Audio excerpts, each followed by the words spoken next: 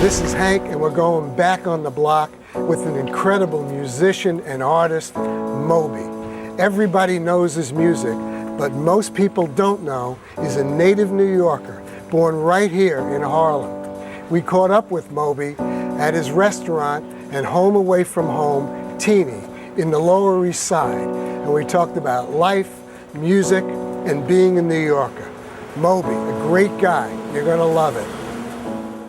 You mentioned you lived on 168th Street up in Harlem. That's a cool thing that a lot of people probably don't know. Born in Harlem. I read somewhere when you were growing up in Harlem, you had some lab rats, a pet dog, and yeah. When I was growing up, my father was a chemistry teacher at Columbia, and so he rescued some lab rats. And then my mother had a dog and a cat. So yeah, I grew up with a strange menagerie of animals. You're a downtown kind of guy. I read when you moved back to New York, you were one zip code over. I never lived north of 14th Street. And there are nice things above 14th Street.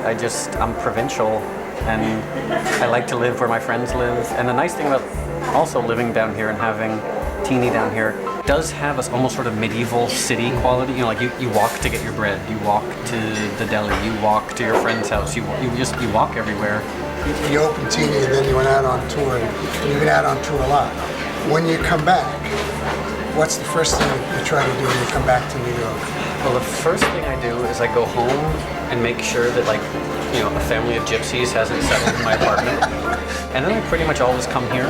New Yorkers, for the most part, we don't really cook and eat at home. We eat and socialize in restaurants and in bars. So Teeny is kind of like, it almost feels like it's an extension of my home. I saw an interview with you on MTV in Cribs, and one thing that stuck out was you said if you could save one thing in your apartment, it would have been your Matt Groening Homer Simpson drawing. What's your connection to Homer Simpson? You really relate to him. The Simpsons really is unarguably the funniest, most irreverent, most remarkable show that's ever been on television. You mentioned your art. I've looked at it, and it's very whimsical.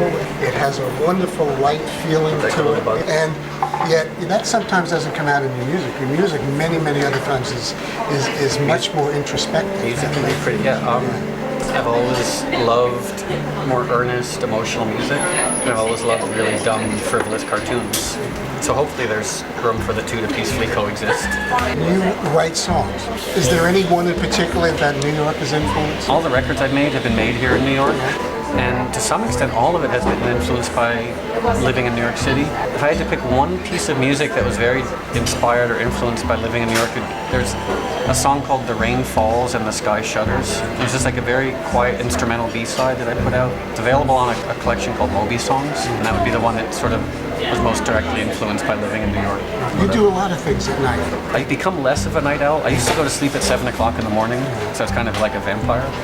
But now I've got on a more daytime schedule. And I still do most of my work at night, but a little more reasonable than going to sleep at 7 o'clock in the morning. I read where you said that the city's quiet, and you kind of just get a little bit more inspiration. It is true. I mean, the city, it is the city that never sleeps, but it does rest late at night. You know, and there's just that sense of calm at like 3 or 4 or 5 in the morning on a Tuesday, when the city's just so slow and quiet and peaceful. And it's like a really nice time to work because the phone doesn't ring and there are no distractions. In 2 years, you were on over 50 different magazine covers in the music business around the world. It's incredible. What can I say? I've never, did any one of them strike you a lot? I mean, this was my favorite one. Yeah, that one's pretty fun. This was in Japanese. Well, this one has the best story. This was cool too.